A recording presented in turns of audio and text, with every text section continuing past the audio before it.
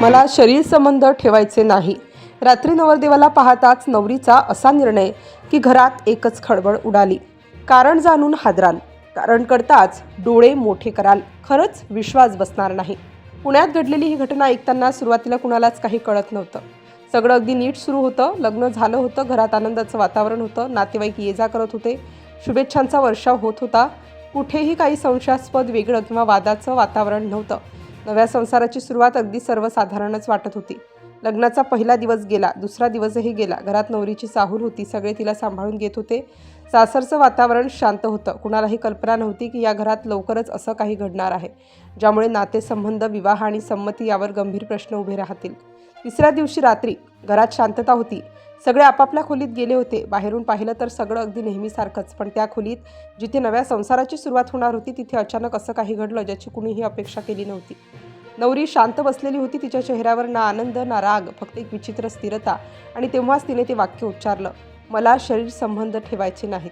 क्षणभर नवरदेवाला वाटलं कदाचित चुकीचं ऐकलं असेल, पण तिने तेच वाक्य पुन्हा स्पष्टपणे सांगितलं, कोणताही आडपडदा न ठेवता, थेट ठाम आणि निर्णायक शब्दात।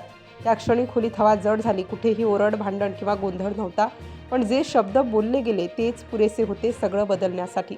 नवरदेव गोंधळला, अचानक काय झालं, असं का, नेमकं कारण काय, त्याने विचारायचा प्रयत्न केला, समजून घेण्याचा प्रयत्न केला, पण समोरून जे उत्तर मिळालं ते आणखी धक्का देणारं होतं। नवरीने स्पष्ट सांगितलं की तिला हे लग्न मान्य नाही, तिचं मन तयार नाही, तिला या नात्यात राहायचं नाही। हे शब्द ऐकून कुणाच्याही पायाखालची जमीन सरकावी असं होतं। ती पुढे म्हणाली की हे लग्न तिच्या इच्छेने झालेलं नाही, घरच्यांच्या दबावामुळे, सामाजिक भीतीमुळे, लोक काय म्हणतील या भीतीमुळे तिने होकार दिला, पण आतून ती कधीच तयार नव्हती। ती इतक्या ठामपणे हे सगळं सांगत होती की समोरचा माणूस काहीही बोलू शकत नव्हता, कोणताही आरोप नाही, कोणताही आरडाओरडा नाही, फक्त एक थंड वास्तव। त्या रात्रीनंतर घरात सगळंच बदललं, संवाद कमी झाले, वातावरण तणावपूर्ण झालं, दिवस जात होते पण परिस्थिती सुधारत नव्हती। काही दिवसांनी नवरी माहेरी गेली आणि पुन्हा परतलीच नाही। नवरदेवाने अनेक वेळा संपर्क साधण्याचा प्रयत्न केला, बोलण्याचा, समजावण्याचा, तोडगा काढण्याचा प्रयत्न केला, पण प्रतिसाद मिळत नव्हता। सगळं नातं जणू थंड पडत चाललं होतं। काळ पुढे सरकत गेला आणि अखेर हा विषय घरापुरता न राहता कायदेशीर पातळीवर पोहोचला। पुण्यातील कौटुंबिक न्यायालयात या प्रकरणाची सुनावणी सुरू झाली। न्यायालयात जे समोर आलं ते ऐकून अनेकांना धक्का बसला। नवरीने साक्षीत स्पष्ट सांगितलं की विवाहासाठी दिलेली तिची संमती स्वेच्छेची नव्हती, मानसिक दबावाखाली घेतलेला निर्णय होता, सहजीवनासाठी ती कधीही तयार नव्हतीच।